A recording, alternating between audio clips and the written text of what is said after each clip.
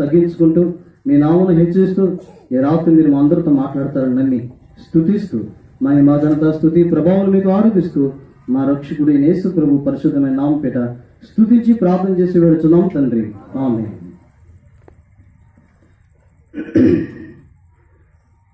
ఈ సమయంలో లూకాసు వార్త దయచేసి 12వ అధ్యాయం, లూకాసు వార్త దయచేసి 12వ అధ్యాయం, లూకాసు వార్త దయచేసి 12వ అధ్యాయం మరి 16వ వచనం నుంచి 21వ వచనం వరకు మరి నేను చదువుతాను, మీ బాగానే మీరు చూడండి. లూకాసు వార్త 12వ అధ్యాయం 16వ వచనం నుండి నేను చదువుతున్నాను. మరియు ఆయన వారితో ఈ ఉపమానం చెప్పాను, ఒక ధనవంతుని భూమి సమృద్ధిగా పండెను. అప్పుడు అతడు, నా పంట సమకూర్చుకుంటకు నాకు స్థలం చాలదు కనుక నేనేమి చేతునని తనలో తాను ఆలోచించుకుని నేను ఇలాగూ చేతును, నా కొట్లు విప్పి వాటి కొంటి గొప్పవాటిని కట్టించి అందులో నా ధాన్యమంతటిని నా ఆస్తిని సమకూర్చుకొని నా ప్రాణంతో, ప్రాణమా, అనేక సంవత్సరములకు విస్తారమైన ఆస్తి నీకు సమకూర్చబడినది, సుఖించుము, తినుము, త్రాగుము, సంతోషించుమని చెప్పుకుందును అనుకునేది. అయితే దేవుడు, వెరివాడా, ఈ రాత్రి నీ ప్రాణం అడుగుచున్నారు, నీవు సిద్ధపరచినవే ఎవరవగనని అతనితో చెప్పాను. దేవుని ఎడల ధనవంతుడు కాక తన కొరకే సమకూర్చుకున్నవాడు అలాగుండే ఉండనని చెప్పాను. ఈ రాత్రి గల సమయంలో మన వాక్యాన్ని ధ్యానం చేసే సమయంలో పిల్లలు మరి పాస్టర్ గారు వస్తారు వాక్యం చెప్తారు, పాస్టర్ గారు వస్తారు వాక్యం చెప్తారని తేరా, అరే చిన్నప్పటి నుంచి తెలిసిన వాక్యమే కదా, ఇదేనా, దీనికోసమే నేను ఎంతసేపు వెయిట్ చేసింది, ప్రత్యేకమైన కూడికి పెట్టింది, స్టేజీ కట్టింది, ఇన్ని చేసింది, ఈ వాక్యం అయితే మా చిన్నప్పటి నుంచి తెలుసు కానీ వాళ్ళు చాలా మంది ఉంటారు. పిల్లల కొన్ని సందర్భాలు క్రైస్తవ సమాజానికి చాలా సుపరిచితమైన సందర్భాలు దేవుని గ్రంథమైన బైబిల్లో మనకు కనబడుతున్నాయి. ఉదాహరణకి లూకాసు వార్త 16వ అధ్యాయం అంటాం కానీ మనకి ఎవరు గుర్తొస్తారు? కొంతమందికి అసలు ఏది గుర్తురాలండి. ఎవరు గుర్తొస్తారు? ధనవంతుడు, లాజరు, ఈ సందర్భం గుర్తొస్తుంది. ఇక లూకాసు వార్త 19వ అధ్యాయం అంటాం కానీ ఇంకెవరు గుర్తొస్తారు అంటే మొత్తానికి బాగా స్పీడ్లో ఉన్నారు. ఇలాగ మనం చూస్తే యోహాను సువార్త 3వ అధ్యాయం అంటాం కానీ నికోదేము గురించిన సందర్భం మనకు కనబడుతుంది. ఇలాగ పిల్లల బైబిల్లో కొన్ని చాలా సందర్భాలు మనందరికీ చాలా సుపరిచితమైన సందర్భాలు. అలాంటి సుపరిచితమైన సందర్భాలలో ఓ సందర్భం ఏంటి అంటే ధనవంతుడైన వెర్రివాడు కలిగిన సందర్భం. నేను అంకులు దాదాపు నెల క్రితం చెప్పినప్పుడు ఏం చెప్పాలని అనుకోలేదు, అట్లా ప్రార్థన చేస్తూ వచ్చాను. ఈ ఉదయం కూడా ఏం చెప్పాలని ఆలోచిస్తున్నప్పుడు ఇంకా ఏం చెప్పాలని ఆలోచించుకుంటా ఆ వెనక పక్కకి వెళ్ళినప్పుడు అంకుల్ వెహికల్ ఉంది. ఆ వెహికల్ వెనకాల ఒక వాక్యం ఉంది. ఏం వాక్యం ఉంది? ఐశ్వర్యము పొంద ప్రయాసపడకము అంది. ఓహో, సర్లే, ఈ విషయంలో దేవుడు సమాధానం ఇచ్చాడని ఈ సందర్భాన్ని తీసుకోవడం జరిగింది. సరే, ఈ సమయంలో లూకాసు వార్త 12వ అధ్యాయంలో ఉంటున్న ఆ వ్యక్తికి దేవుడు ఇస్తున్న ఒక మంచి పేరేంటో చెప్పమంటారా? లూకాసు వార్త 12వ అధ్యాయంలో మనకి కనపడుతున్న, మనము చదవబడిన ఆ వ్యక్తికి దేవుడు ఇస్తున్న ఒక చక్కటి పేరు ఏంటో తెలిసిన? వెర్రివాడు. ఏంటండి? వెర్రివాడు. దేవుడే మానవునికి బిరుదిస్తున్నాడు, దేవుడే మానవునికి పేరు పెడుతున్నాడు. ఏంటి ఆ పేరు అంటే వెర్రివాడు అనే పేరు. చూడండి, నాకు అర్థమైనంత వరకు లూకాసు వార్త 12వ అధ్యాయంలో ఉంటున్న ఆ వ్యక్తికి వెర్రివాడా అని పిలిచే లక్షణాల కంటే జ్ఞానవంతుడు అనే పిలిచే లక్షణాలు ఎక్కువ ఉన్నాయి. నేను అలా చెప్పంటారా? లూకాసు వార్త 12వ అధ్యాయంలో మనం చూసిన వ్యక్తి గురించి మనం ఆలోచన చేస్తే, ఆ వ్యక్తిని గురించి మనం ధ్యానం చేస్తే, ఆ వ్యక్తిని గురించి మనం ధ్యానం చేయడానికి ప్రారంభిస్తే మనకు కనపడుతున్న సందర్భం ఏంటంటే అతనిలో మనకి కనపడే చాలా శ్రేష్టమైన లక్షణాలు ఉంటున్నాయి. పిల్లలు మీకు కొన్ని సందర్భాన్ని గుర్తు చేస్తాను. మొదటి సందర్భం, అతడు వెర్రివాడు కాదు, అతడు జ్ఞానవంతుడు అంటానికి మొదటి సందర్భం ఏంటో చెప్పమంటారా? రండి, దేవుని వాక్యం నుంచి సామెతల గ్రంథం 24వ అధ్యాయం. సామెతల గ్రంథం 24వ అధ్యాయం. చాలా సందర్భాలు బట్టి మనం ఆలోచన చేస్తే లూకాసు వార్త 12వ అధ్యాయంలో ఉంటున్న వెర్రివాడుని జ్ఞానవంతుడు అని పిలిచే సందర్భం మనం అర్థం చేసుకోవచ్చు. చూడండి, సామెతల గ్రంథము 24వ అధ్యాయం 30వ వచనాన్ని ఎవరైనా చదవండి. సామెతల గ్రంథం 24:30.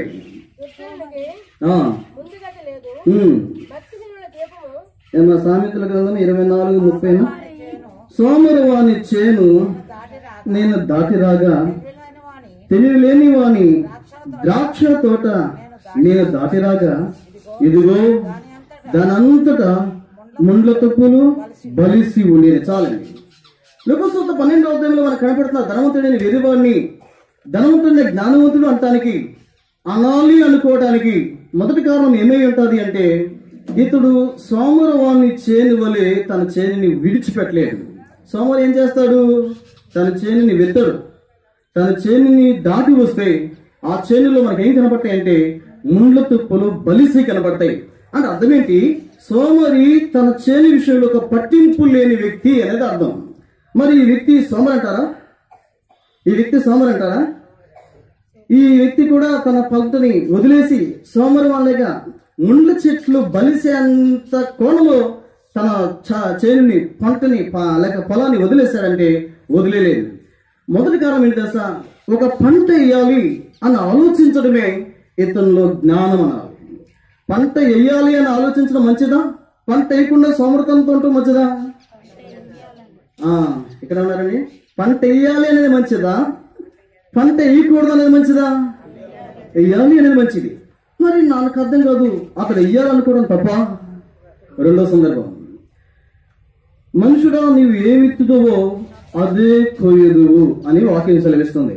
మనం విత్తేదే మనం కోస్తాము అనేది మనందరికీ బాగా తెలుసు. పిల్లరా, ఈ ధనవంతుడు రెండోది జ్ఞానవంతుడు అని అంటానికి రెండో కారణం ఏంటి తెలుసా? ఏమి విత్తాలో తెలిసిన వ్యక్తి ఈ ధనవంతుడు. పిల్లరా, మనము మీ అందరికీ వ్యవసాయం అలవాటు ఉండే ఉంటుంది. వెనకాలంటే చాలా వ్యవసాయం, రకరకాల వ్యవసాయం చేస్తున్నారు. సరే, నేను చెప్పేది ఏంటంటే, ఏ భూమిలో ఏమి పండుద్ది, ఏ కాలంలో ఏమి పండుద్ది, ఏ వాతావరణంలో ఏమి పండుద్ది అన్ని తెలిసి ఉండాలి వ్యవసాయం చేసే వ్యక్తికి. అవునా కదా? ఏమండి, మరి ఈ మా ఏరియాలోకి వస్తే సంవత్సరానికి 2 పంటలు కనబడతాయి. ఒక పంట ఏంటో వరి వేస్తారు, రెండో పంట ఏంటో మినుములు అంటారు కదా, పెసలు మినుములు అనేది వేస్తారు. మినుములు వేసే కాలంలో వరి వేస్తే పండుదండి. పండుదంటారా? ఏ కాలంలో ఏ పంట వేయాలో ఆలోచించడం కూడా చాలా జ్ఞానంతో కూడింది. ఏ భూమిలో ఏ విత్తనం ఉంటుందో, ఏ భూమిలో ఏ పంట పండుద్దో ఆలోచించడం కూడా చాలా జ్ఞానంతో కూడింది. ఇతనికి విస్తారమైన పంట పండింది అన్నప్పుడు ఇతనికి ఏ జ్ఞానం ఉందని మనకు అర్థమవుతుందంటే, ఏ భూమిలో ఏ కాలంలో ఏ పంట వేయాలో బాగా తెలిసిన వ్యక్తి అంటాను. మరి బాగా తెలిసి పంట వేయటం జ్ఞానమా అజ్ఞానమా? ఏమైనా చెప్పట్లేదండి. మీరు చెప్పకపోతే మనం తెలుసుగా మన టైం మారిపోతాయి. జ్ఞానమా అజ్ఞానమా? జ్ఞానమే. పంట వేయాలి అంటాం జ్ఞానమే. ఏ పంట వేయాలో ఆలోచించడం జ్ఞానమే. మూడోది, పంట పండించటము జ్ఞానమా అజ్ఞానమా అనేది మనం అర్థం చేసుకోవాలి. ఈరోజు చాలా మంది జీవితంలో మనం ఆలోచన చేస్తే ప్రియులరా, చాలా మంది తన జీవితంలో పంట వేస్తారు కానీ ఆ పంటను 100కి 100% తిరిగి వారు పంటలు వేస్తూ ఉంటారు. ఒక విధంగా ఒక పొలాన్ని, ఓ పంటని మనము పండించడం అంటే అది చాలా సామాన్యమైన విషయం కాదండి. ఒక మాటలో చెప్పాలంటే చిన్న పిల్లల్ని పెంచుకునేటట్టు పంటను చూసుకోవాలి. అవునా కదా? పురుగు పట్టిందని పంట చెప్పుదా? మనమే చూడాలి. అరే పురుగు పట్టిందేమో. నీళ్ళు లేవని పంట చెప్పుదా? మనమే చూడాలి. నీళ్ళు లేవేమో అని. కొంగలు వస్తున్నాయి అని నన్ను పొలంలో పంటలు చెప్తాయా? చెప్పవు. అంటే నేను అంటాను, ఒక పంటను ఒక రైతు పండించాలి అంటే ఆ పంట విషయంలో ఎంతో పట్టింపు, ఎంతో జాగ్రత్త, ఎంతో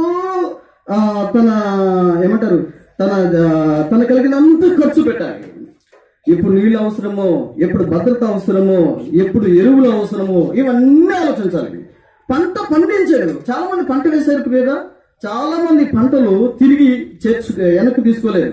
కానీ నేను అంటాను, ఇతడు చాలా విస్తారమైన పంట పండింది. అంటే పంట వేయాలి అంటాం జ్ఞానం, ఏ పంట వేయాలో ఆలోచించడం ఇంకా జ్ఞానం, పంట పండించడంలో 100కి 100% మరి తను గెలుపొందాడంటే అది జ్ఞానమా? జ్ఞానం. ఈ రోజుల్లో రైతులు చాలా చూస్తున్నాం.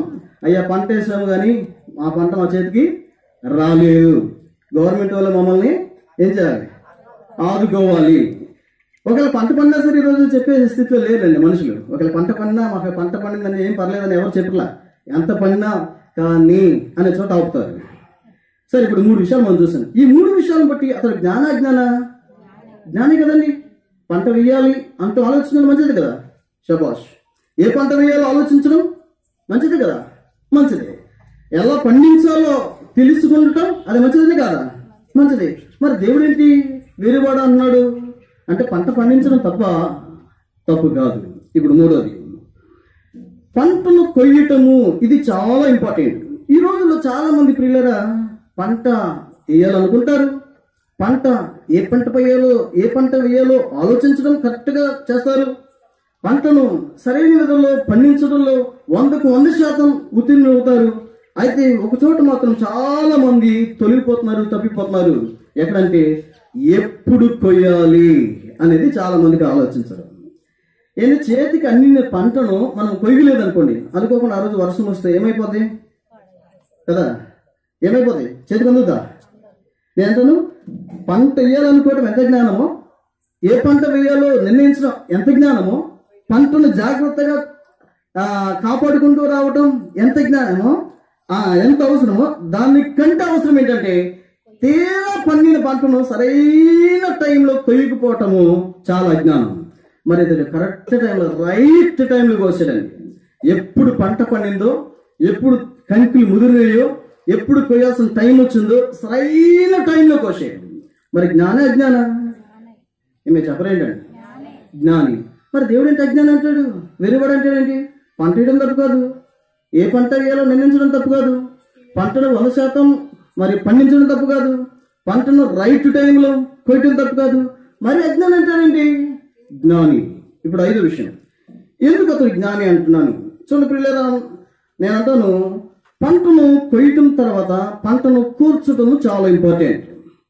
మీ ఏరియాలో ఎట్లా ఉంటుందో మాకు తెలియదు, కానీ మా ఏరియాలో ఎలా ఉంటుందంటే, వరి పంట మొత్తం కోసేసిన తర్వాత ఆ పంటను ఓ స్థలానికి తీసుకెళ్లి కుప్ప వేస్తారు. దాన్ని కుప్ప అంటాం మా ఏరియాలో. ఇక్కడ ఏమంటారు మాకు తెలియదు. ఏడా వరి పంట ఉంది, ఇక్కడ కుప్పే అంటారా? దేవుని స్తోత్రం, ఇక్కడ కూడా కుప్పే. చాలా మంది జీవితంలో ఏమంటా అంటే, పంటను సరైన విధానంలో సేవ్ చేయటం చాలా మందిలో ఉండదండి. చాలా మంది అన్ని చేసిన తర్వాత ఆ కుప్పను ఎక్కడెక్కడో పొలాల్లో వేసేసిన తర్వాత అట్లా వదిలేసేస్తారు. ఏదో బురద వచ్చిందంటే అది మొత్తం పోతాయి. కానీ పంట కూర్చటంలో కూడా అతను బాగా ఆలోచించాడు. పంట వేయాలనుకున్నాడు, ఏ పంట వేయాలో ఆలోచించాడు, ఎలా పండించాలో ఆలోచించాడు, ఎప్పుడు కొయ్యాలో ఆలోచించాడు, ఎప్పుడు ఎట్లా కూర్చాలో కూడా ఆలోచించాడు. ఏమిటి, కూర్చడం అనేది సామాన్య విషయం కాదు, మరి జ్ఞానమే కదా, జ్ఞానమే. ఇప్పుడు ఇంకో విషయం, 6వది ఏంటి అంటే, ఈ పంట ఎంత పండిందో తన మైండ్కి అర్థమైపోయింది. ఏమనుకున్నాడు తెలుసా, ఇప్పుడు నాకు పండిన పంట నాకున్న కోట్ల కంటే ఎక్కువ తక్కువ. అకౌంట్స్లో కూడా బాగా పాస్ అయ్యాడండి. ఎంత పండింది, ఎంత పెట్టుబడి పెట్టాడు, ఎంత లాభం వచ్చింది, ఎంత నష్టం వచ్చింది, ఇవన్నీ బాగా ఆలోచిస్తున్నాడు. తనకున్న కొట్లు సరిపోవని తెలుసు, వాటి కోసం కొత్త కొట్లు కట్టించాలని తెలుసు, ఆ కట్టించిన కొత్త కొట్లలో తన పంట పెట్టాలని తెలుసు. ఎంత ఆలోచిస్తున్నాడండి. మరి దీన్ని బట్టి తన జ్ఞానాన్ని గురించి మనం ఆలోచిస్తే అతను జ్ఞాని. ఇప్పుడు ఇంకో విషయం కూడా చెప్తాను. పండిన పంటను తినాలనుకోవడం తప్ప, ఏమైనా పండిన పంటను తినాలని కూడా తప్ప. అంజూరపు చెట్టును వేసిన వాడు సామెతల గ్రంథం 27, సామెతల గ్రంథం 27వ అధ్యాయం 18వ వచనాన్ని చూడండి.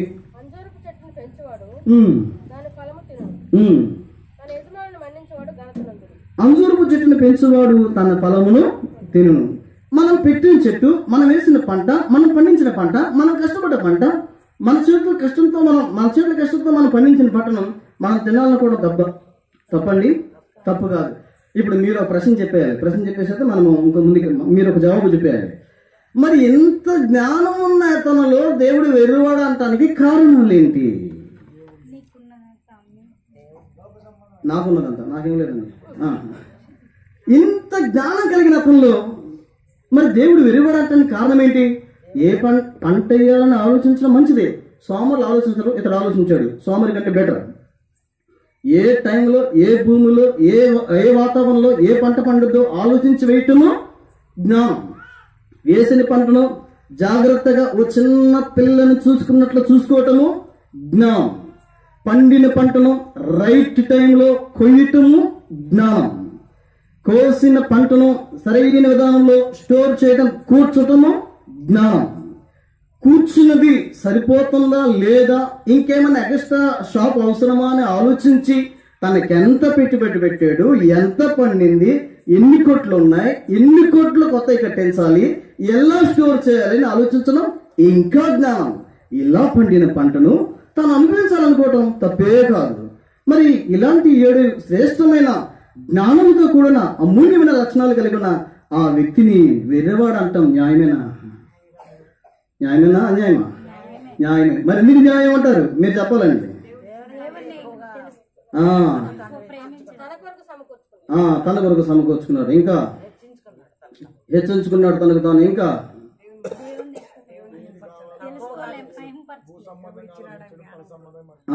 మొత్తానికి మనసు కూడా చెప్పేస్తున్నారు. దేవుని స్తోత్రం.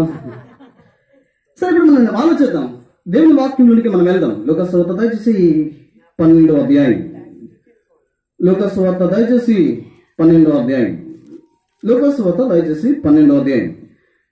ఇన్ని శ్రేష్టమైన లక్షణాలు కలిగిన అతని జీవితాన్ని దేవుడు ఎందుకు వెర్రివాడా అని పిలుస్తున్నాడు అంటే, దేవుని పరిశుద్ధ గ్రంథం నుంచి లోకసువార్త 12వ అధ్యాయంలో మనము చదివిన భాగంలోంచి దేవుడు అతన్ని వెర్రివాడు అంటానికి కలిగిన ఓ శ్రేష్టమైన 7 లక్షణాలు ఉన్నాయి. ఏంటంటే, ఈ దినాన భూమి మీద ఆకర్షంగా భూమి మీద 6 నెలల ప్రాణంతో తెలుస్తున్న ఏ మానవుడైనా ఎలాంటి సుగుణాలు లేక ఎలాంటి లక్షణాలు కలిగి జీవిస్తుంటున్న వ్యక్తి అయితే దేవుడు ఆ దినం అతనికి ఇచ్చిన పేరు వెర్రివాడు కాదు.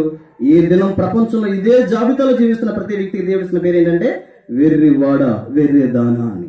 ఎందుకు వెర్రివాడ అన్నాడు? మొదటి కారణం, 2 సార్లు దేవుని వాక్యం నుంచి లోకసువార్త 12వ అధ్యాయం. లోకసువార్త దయచేసి 12వ అధ్యాయం 21వ వచనాన్ని ఏమైనా చదవండి. లోకసువార్త 12వ అధ్యాయం 21వ వచనం. దేవుని ఎడల ధనవంతుడు కాక తన కొరకే సమకూర్చుకున్నవాడు అలాగనే ఉండునని చెప్పాను. ఇంత జ్ఞానం కలిగిన ఈ వ్యక్తిలో ఉంటున్న మొట్టమొదటి వెరితనంతో కూడిన లక్షణం ఏంటో చెప్పమంటారా? ఈ లక్షణమే. ఏంటి ఆ లక్షణం అంటే, నేను చదువుతున్నాను. దేవుని ఎడల ధనవంతుడు కాక. చాలండి. అతను ఇంత ఆలోచించాడు. ఏ పంట వెయ్యాలో, ఎలాంటి పంట వెయ్యాలో, ఎలా పండించాలో, ఎలా కొయ్యాలో, ఎలా స్టోర్ చేయాలో, ఎలా దానికోసం ఎక్స్టెండ్ చేయాలో, ఎలా వాడాలో, ఇంత ఆలోచిస్తున్న అతను ఈ ధనమంతా కూడా దేవుని వెలుపల ఉన్న ధనము. అది గుర్తుంచుకోవాలి. ఇంత ఉంది, అసలేది లేదు. ఏంటి లేదు? దేవుడు లేడు. ధనం ఉండటం తప్పు కాదు, ధనం ఉండి దేవుడు లేకపోవటం తప్పు. అందుకనే భూమి మీద ధనవంతులు తప్ప. ఏమంటే చాలా మంది ధనవంతులు దేవుని రాజ్యంలో ప్రవేశించడం దొరకమంటే ఏమనుకుంటామంటే, నాయన ధనం ఉండటం తప్పేమో, ధనం సంపాదించుకోవడం తప్పేమో అంటారు. ధనం ఉండటం తప్పు కాదు, ఈ ధనము దేవుని వెలుపల ఉండటం తప్పు. బైబిల్లో మనం ఆలోచిస్తే చాలా మంది ఉన్నారు. ధనవంతుడు కలిగిన అబ్రహాం ఉన్నాడు, దేవుడు ఉన్నాడు.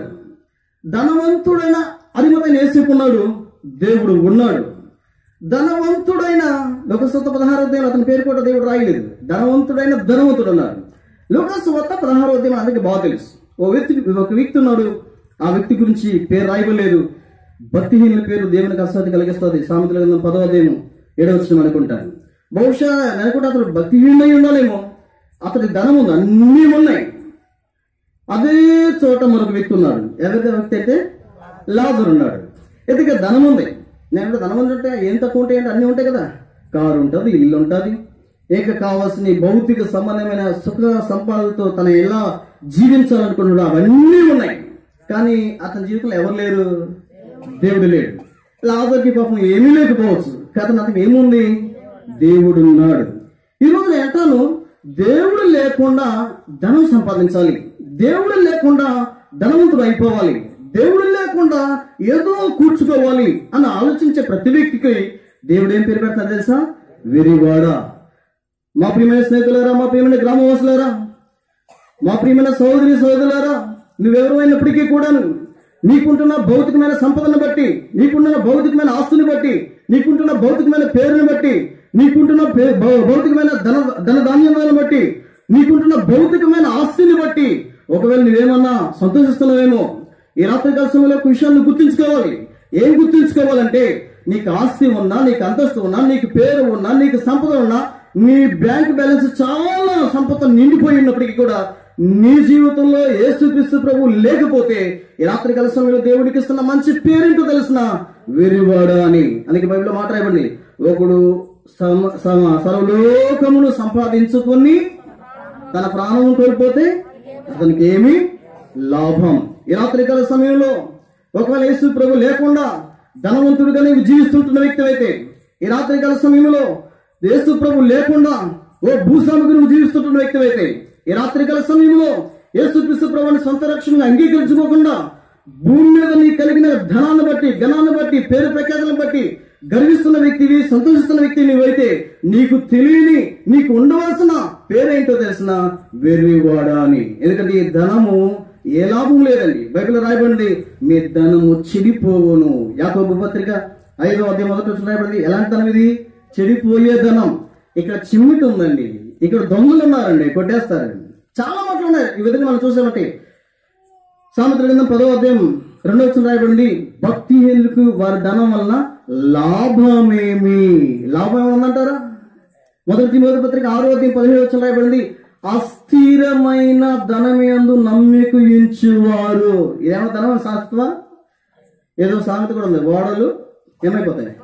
బండ్లు అవుతాయి. బండ్లు ఒకప్పుడు బాగా పెరిగాడండి, ఒకప్పుడు బాగా బతికాడండి, మరేమయ్యాడండి?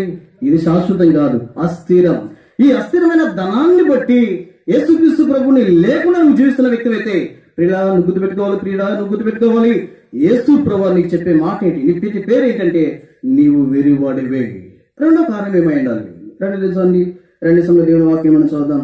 మొదటి కారణం, అతడు ఇంత జ్ఞానంతో ఉన్న ఈ జ్ఞానం అంతా దేవుని వెలుపలకు వెళ్ళిపోయింది. రెండో కారణం ఏమిటి? 2 సమయంలో లూకాసు వార్త 12వ అధ్యాయం. ఎందుకు దేవుడు ఆ వ్యక్తిని వెర్రివాడు అన్నాడు? లూకాసు వార్త 12వ అధ్యాయం,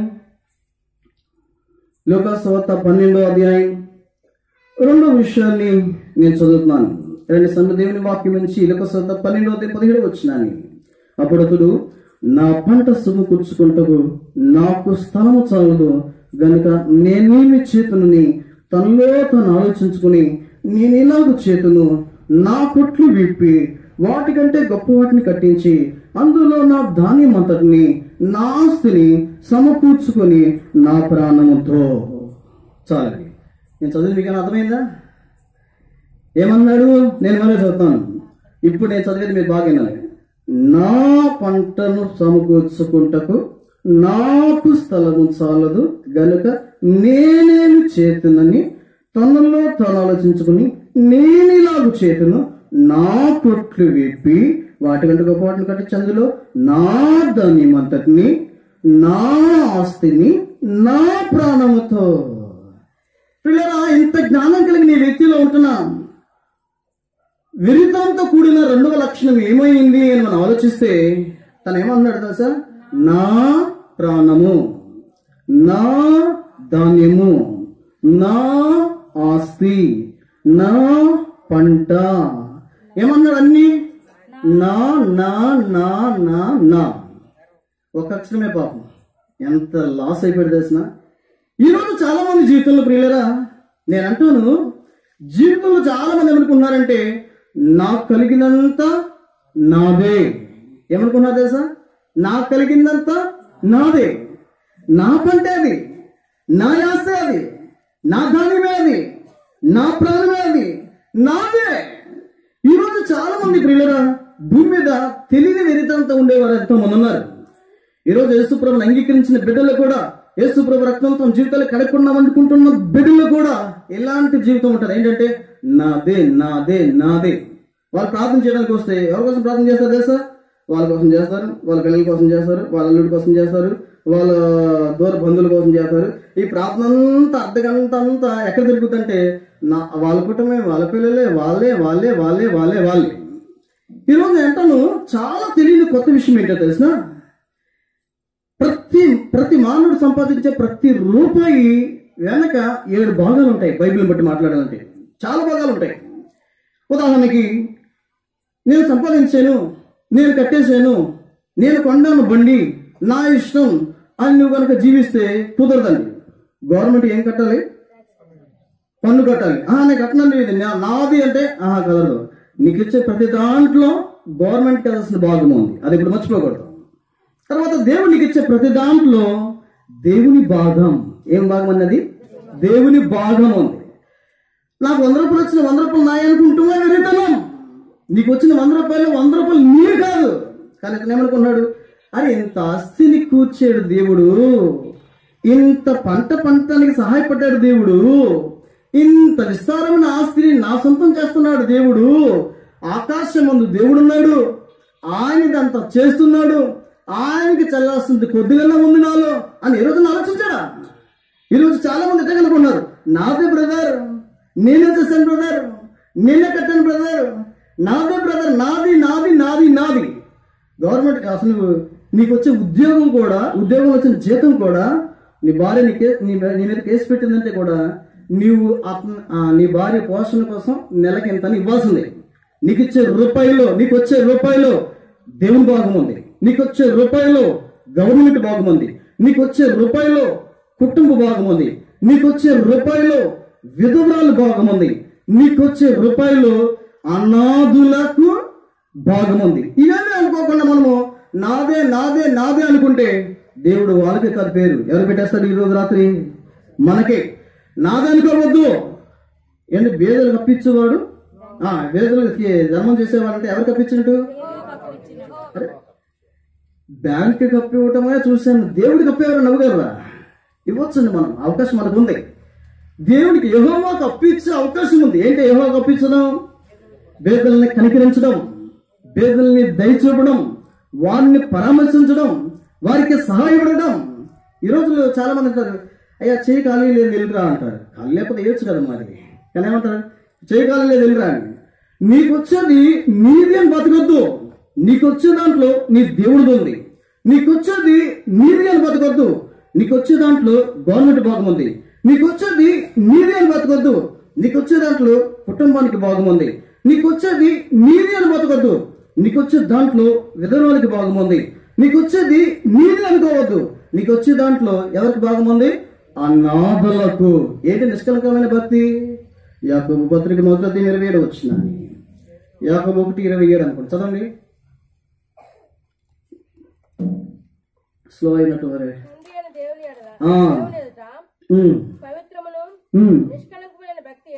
భక్తి ఎదురుగా దిక్కులేని పిల్లలను విధవరాలను వారి ఇబ్బందులు పరామర్శించుటూ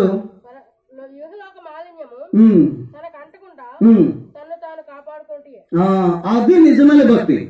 నేను భక్తి చేస్తున్నా బ్రదర్, బైబిల్ చదువుతున్నా బ్రదర్, పాటలు పడుతున్నా బ్రదర్, వాక్యం చేస్తున్న బ్రదర్, విశ్వాసం బ్రదర్, ఇప్పుడు కాదు బ్రదర్. కానీ పేదలను కనికరించను బ్రదర్, సారీ. ఈ విషయంలో విధవరాలను కనికరించను బ్రదర్, సారీ అంటే ఇది నిష్కలంకమైన నిజమైన భక్తి కాదు అంటాడు యాకోబు. కాబట్టి రెండో కారణం ఏమేంటి అని మనం ఆలోచన చేస్తే, మొదటిది ఎంత ఆస్తి దేవుని వెలుపల ఉంది వెర్రివాడు. ఇలాగా ఒకవేళ ఆస్తి కలిగి దేవుడు లేకుండా జీవిస్తున్న వ్యక్తి నీవైతే ఈ రాత్రి నువ్వే వెర్రివాడు అనేది గుర్తుంచుకోవాలి.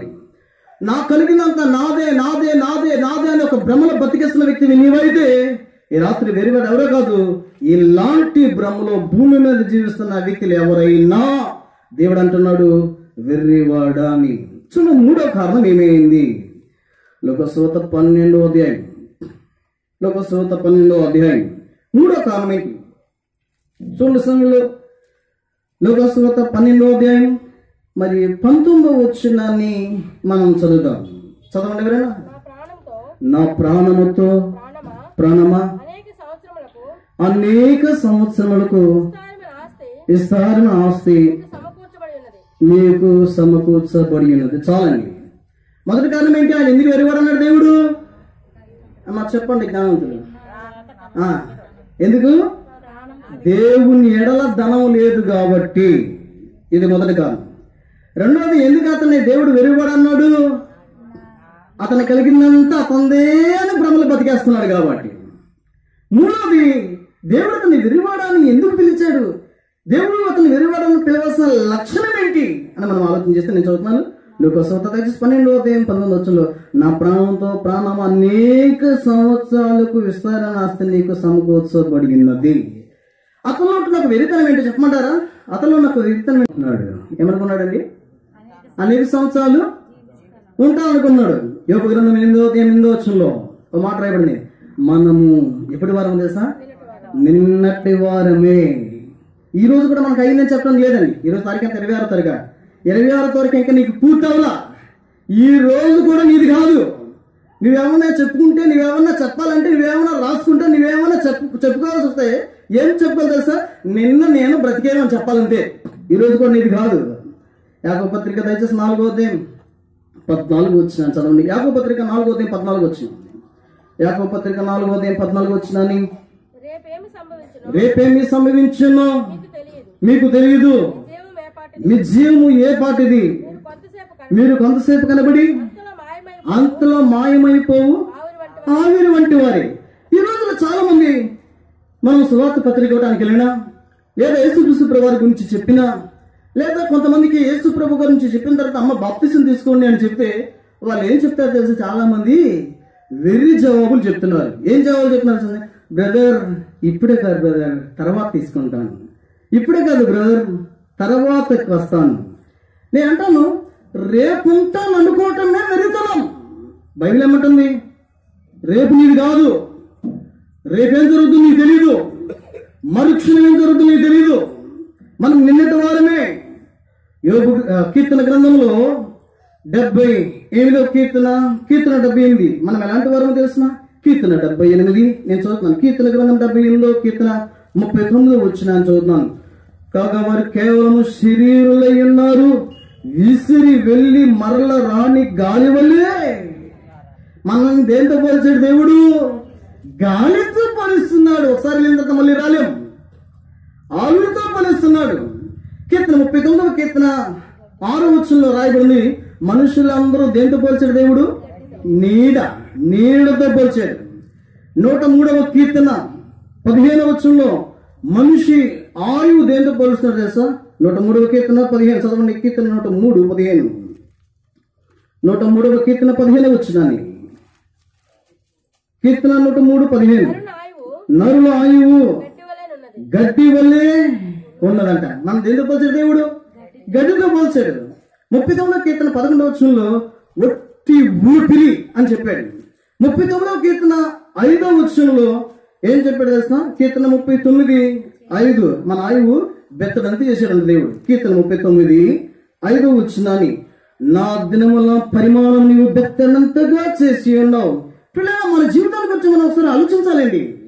చాలా మంది అనుకుంటారు తెలుసా, బ్రదర్ దేవుని కోసం ప్రయాసపడాలి బ్రదర్, కష్టపడాలి బ్రదర్, దేవుని కోసం సేవ చేయాలి బ్రదర్ అంటే మేము వచ్చేస్తాను బ్రదర్, ఇక నుంచి ఇక అయిపోయింది. అదే మా పెద్ద అమ్మాయికి పెళ్లి చేసి చిన్న అమ్మాయి కూడా సెటిల్ చేసేసి అన్నీ అయిపోయిన తర్వాత మొత్తం దేవుడే బ్రదర్, జీవితం అంతా దేవుడే బ్రదర్ అంటే అప్పుడు వరకు ఉంటాను అనుకుంటున్నావు అంటే నువ్వు ఎవరు వెరివాడిని వెరిదానివని.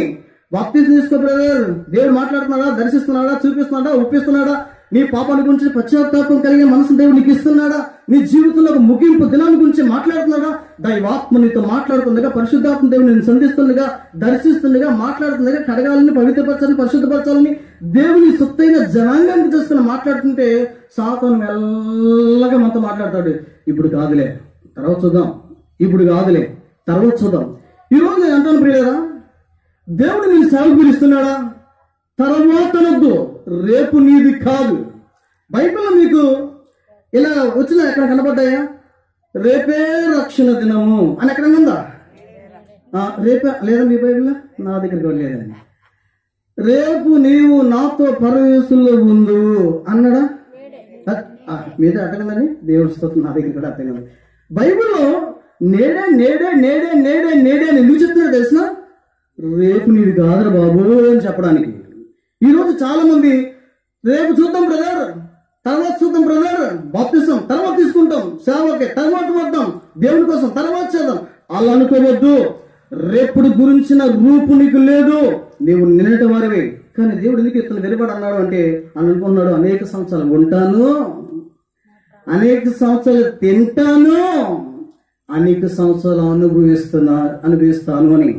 ఒకవేళ నీ జీవితంలో రేపు ఉంటాను, రేపు ఉండగలను, రేపు చేయగలను, రేపు చేస్తాను, రేపు వస్తాను, రేపు తీసుకుంటాను, రేపు చేస్తా ఏదా అని అంటున్నావంటే నువ్వు వెరివాడివే, వెరిదానివే.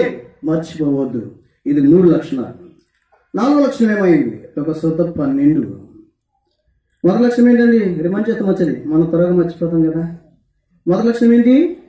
దేవుని ఎడల లేదు ఆ ధనం. ఇది మొదటి లక్షణం. అలా ఉంటే మనమే వేరే వాళ్ళు. 2వ లక్షణం ఏంటి? నా కలిగినంత నావే అనుకోవద్దు, భ్రమలు బ్రతకొద్దు, వెరితనంతో బతకొద్దు. 3వ లక్షణం ఏంటి? అనేక సంవత్సరాలు ఉంటాను అనుకోవద్దు, రేపుటి గురించి ఆలోచించవద్దు. ఇది నిన్ననిది, రేపు నీది కానే కాదు. తర్వాత ఇప్పుడు 4వ లక్షణం ఏమైంది? దేవుని వాక్యం నుంచి లోకసువార్త 12వ అధ్యాయం 19వ వచనాన్ని నేను చదువుతున్నాను. చివరి భాగం నుంచి చదువుతున్నాను. లోకసువార్త 12వ అధ్యాయం 19వ వచనం చివరి భాగం.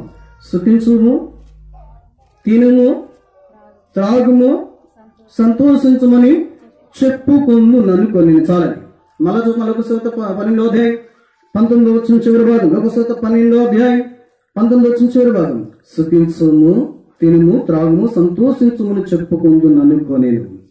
పిల్లల, దేవుడు ఇంత జ్ఞానంతో నింపబడిన అతన్ని ఓ విలువలను దేవుడు పిలవడానికి కలిగిన 4వ కారణం ఏంటి తెలిసిన?